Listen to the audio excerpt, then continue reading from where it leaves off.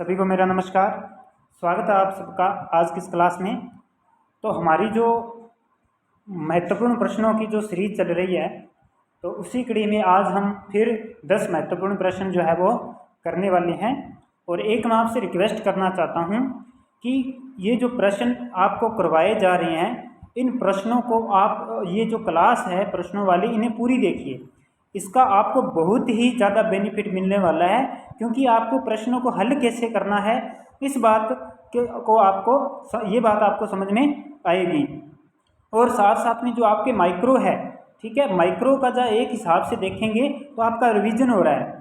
तो बहुत important class है आपके लिए। तो आप क्लास को पूरी देखिए। 10 ही प्रश्न है, कोई ज़्यादा बड़ी क्लास भी नहीं है। 12 या 13 मिनट की ज़्यादा से ज़्यादा क्लास होती है। तो इतना टाइम आप ज़रूर निकालिए, क्लास को पूरी देखिए।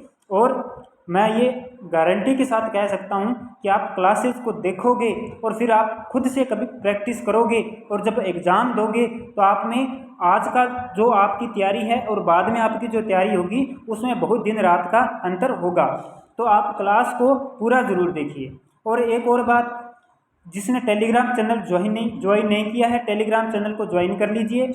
और उसका जो लिंक है आपको डिस्क्रिप्शन में दिया गया है। और माइक्रो लगभग कंप्लीट है, ठीक है। मैक्रो की जो क्लास चल रही है, स्टैटिस्टिक्स की जो क्लास चल रही है, और 12th क्लास की जो बुक है उसके जो कुछ टॉपिक करवा रखे हैं, तो उन सब का लिंक जो है आपको डिस्क्रिप्शन में दिया गया है। तो वहाँ से आप उनको देखिए। तो चलिए शुरू करते हैं आज की क्लास। तो सबसे पहला प्रश्न है आज की क्लास का कि जब मांग पूर्णतः लोचदार होती है तो मांग वक्र कैसा होता है। जब मांग पूर्णतः लोचदार होती है तो सबसे पहले तो मैं पूर्णतः लोचदार मांग जो है उसका वक्र बना देता हूँ, ठीक है। तो जो पूर्णतः लोचदार मांग है वो उसका वक्र इस प्रकार बनता है। तो अब मुझे ये बताइए कि ये लंबवत है या नीचे की ओर झुका हुआ है या समतल है या इनमें से कोई नहीं। तो आप बताइए। तो ये समतल है। ये कैसा है? समतल है, यानी कि ये जो ओ एक्स अक्ष है इसके समानांतर है, समतल है, ठीक है। तो इसका जो है ये मांग वक्र है पूर्णतः लोचदार में क्षैतिज अक्ष के समानांतर है, यानी कि समतल है। तो इसका हो जाएगा सी, ठीक है। क्योंकि यहाँ पर क्या होता है, कीमत स्थिर रहती है, ठीक है। पूर्णतः लोचदार में क्या होता है, कीमत स्थिर रहती है और जो वस्तु की मात्रा है वो घटती या बढ़ती रहती है, अलग अलग होती है, ठीक है। तो इसका सी हो जाएगा। इसके बाद में नेक्स्ट क्वेश्चन नंबर 2 नंबर प्रश्न देखिए। यदि किसी वस्तु की कीमत में 20% की कमी होती है और उस वस्तु की मांग में 40% की वृद्धि होती है तो मांग की लोच कैसे होगी। यहाँ पर ऐसा जब भी प्रश्न आए तो आपने एक ही बात ध्यान में रखनी है। वैसे ये मेरी क्लास में बहुत आपको शानदार तरीके से समझाया हुआ है। अगर आपने क्लास नहीं देखी है तो आप जाकर क्लास को देखिए, आपके सारे डाउट खत्म हो जाएंगे।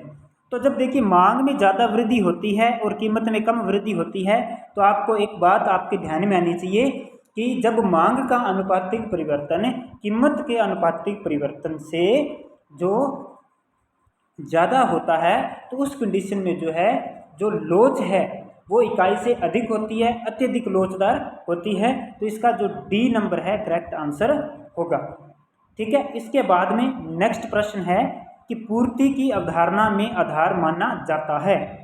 ये सेम प्रश्न मैंने कल वाली क्लास में भी डाला था मांग के दृष्टिकोण से, और आज है कि पूर्ति की अवधारणा में आधार किसे माना जाता है। तो पूर्ति की अवधारणा में जो है, ठीक है, विक्रेता को माना जाता है, ठीक है, विक्रेता को आधार माना जाता है, ठीक है। और मांग वाले में क्रेता या उपभोक्ता को माना जाता है, ठीक है। क्योंकि पूर्ति की अवधारणा के अंतर्गत हम देखते हैं कि विक्रेता द्वारा एक निश्चित कीमत पर निश्चित अवधि में विक्रय के लिए उपलब्ध करवाई जाने वाली वस्तु की मात्रा से होता है। तो ठीक है। इसके बाद में नेक्स्ट क्वेश्चन 4 नंबर देखिए। ऐसी वस्तुएं जो एक के स्थान पर दूसरी आसानी से उपयोग में ली जा सके, यानी कि एक वस्तु के स्थान पर दूसरी वस्तु आसानी से प्रयोग में ली जा सकती है, तो वो स्थानापन्न वस्तुएं कहलाती हैं, ठीक है। स्थानापन्न वस्तुएं कहलाती है। जैसे पेट्रोल डीजल हो गया, चाय कॉफ़ी हो गया, ये काफ़ी एग्जाम्पल आप इसके ले सकते हो। इसके बाद में नेक्स्ट क्वेश्चन है कि निम्नलिखित में से पूर्ति को प्रभावित करने वाले घटक कौन कौन से हैं। ठीक है, पूर्ति को प्रभावित करने वाले घटक कौन कौन से हैं। देखिए, पूर्ति को प्रभावित करने वाले घटकों की बात करें तो उसमें देखिए वस्तु की बाजार कीमत भी आती है, ठीक है, और उत्पादन साधनों की कीमतें भी आती है, तकनीकी या प्रौद्योगिकी परिवर्तनें भी आती है, ठीक है, परिवहन लागतें भी आती हैं। तो ये सब बातें इसमें शामिल की जाती हैं। तो इसका हो जाएगा डी नंबर। अब देखिए प्रश्न नंबर 6, क्रेताओं व विक्रेताओं की संख्या किसमें अत्यधिक होती है। सबसे पहले तो आपने ऐसा ऑप्शन खत्म कर देना है, ठीक है, जो इसके अपोजिट हो। जैसे अल्पाधिकार में कम होते हैं, ये ऑप्शन कट हो जाएगा। द्विआधिकार में 2 होते हैं, ये भी कट हो जाएगा। अब हमारे 2 ऑप्शन रह गए, एक तो रह गया पूर्ण प्रतियोगी बाजार, एक रह गया एकाधिकारात्मक बाजार। ठीक है, अगर इसमें आपको डाउट होता है तो मैं बार बार कह रहा हूँ, जाकर क्लास देखिए, सारे डाउट आपके एक ही क्लास में क्लियर हो जाएंगे। ठीक है, उसकी अलग से प्लेलिस्ट बनाई हुई है, तो आप वहाँ से जाकर देखिए। तो इन दोनों में से जो पूर्ण प्रतियोगी बाजार होता है ना, उसमें क्रेताओं विक्रेताओं की संख्या जो है वो अत्यधिक होती है। ठीक है, और इसमें बाजार में प्रवेश और बहिर्गमन की क्या होती है, स्वतंत्रता होती है। तो इसका जो है बी नंबर हो जाएगा। इसके बाद में पूर्ण प्रतियोगी बाजार में मांग की लोच होती है। देखिए, पूर्ण प्रतियोगी बाजार में मांग की लोच की बात कर रहा है, तो जो पूर्ण प्रतियोगी बाजार होता है उसमें मांग की लोच जो है वो अनंत होती है। ठीक है, अनंत लोच होती है, ध्यान रखिएगा। ठीक है, इसके बाद में नेक्स्ट क्वेश्चन, क्वेश्चन नंबर 8, एकाधिकार बाजार में कौन सी वस्तुओं का उत्पादन होता है। बड़े इंपॉर्टेंट प्रश्न है ये, आपके सारे डाउट क्लियर करेंगे।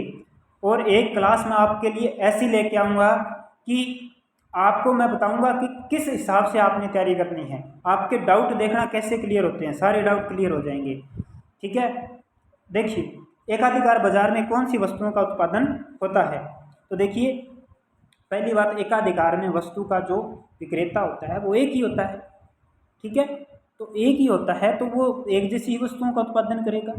ठीक है, तो विभेदिक अर्थ विजाति ऐसी तो नहीं होगी, तो समरूप। ठीक है, समरूप इसका करेक्ट आंसर होगा।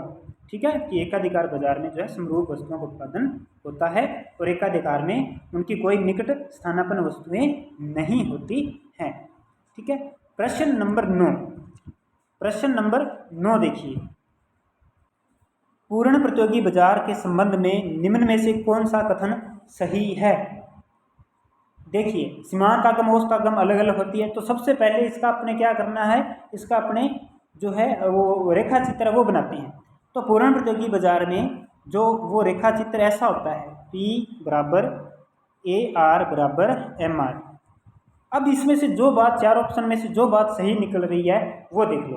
पहला ऑप्शन पढ़ दिया, दूसरा सीमांत आगम औसत आगम एक ही होती है, तो ये बात इसकी करेक्ट है।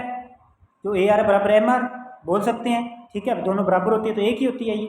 ठीक है, वक्र भी इनका एक ही है, तो इसका बी नंबर जो है करेक्ट आंसर हो जाएगा। ठीक है, इसके बाद में आज क्लास का लास्ट प्रश्न देखिए, एकाधिकार में मांग वक्र कौन से ढाल में होता है। एकाधिकार में जो मांग वक्र का ढाल बताना है, तो पहले हम एकाधिकार का हम जो है बनाते हैं इसमें। ठीक है, ये MR, ये AR। तो मेरा आपको बताया हुआ है कि जो AR वक्र होता है वही जो है मांग वक्र होता है। ठीक है, अब इसका ढाल देखो कैसा है, ऋणात्मक है, धनात्मक है, सीधी रेखा, कैसा ढाल दिखाई दे रहा है आपको। ठीक है, देखिए गिरता हुआ है ना, ऊपर से नीचे की ओर गिरता हुआ है, यानी कि ऋणात्मक ढाल है। ठीक है, तो इसका A नंबर जो है करेक्ट आंसर होगा। तो ये आज की क्लास के अपने 10 प्रश्न थे। उम्मीद करता हूँ कि आपको जो फैक्ट्स हैं वो क्लियर हो रहे होंगे। ठीक है, इसी प्रकार ये हमारी सीरीज चलती रहेगी। कल फिर हम 10 प्रश्न लेकर आएंगे। टेलीग्राम चैनल ज्वाइन नहीं किया तो टेलीग्राम चैनल को ज्वाइन कर लीजिए, लिंक आपको डिस्क्रिप्शन में दिया है। चैनल को सब्सक्राइब नहीं किया तो चैनल को सब्सक्राइब कर लीजिए। अभी बहुत बड़े बड़े धमाके आके अपने चैनल पर होने वाले हैं। एक बार रीट का एग्ज़ाम थोड़ा हो जाए, क्योंकि बहुत कम टाइम रहा है। ठीक है, तो स्टूडेंट भी अपने साथ थोड़े कम जुड़े हुए हैं, फिर भी मैं आपको क्लासेस वगैरह दे रहा हूँ। तो क्योंकि उधर कुछ एक रीट में बच्चे लगे हुए हैं। ठीक है, तो जैसे ही रीट का एग्ज़ाम पेपर हो जाएगा, एग्ज़ाम हो जाएगा रीट वाला, तो उसके बाद में तो आप देखना अपने लगभग 1-1.5 महीने के अंदर अंदर ही पूरा सिलेबस कवर करके रिवीजन क्लासेज शुरू कर देंगे और ढेर सारे हज़ारों प्रश्न करने वाले हैं हम, ठीक है, ताकि अपना सिलेक्शन श्योर हो जाए। ठीक है, तो मिलते हैं अगली क्लास में, तो धन्यवाद।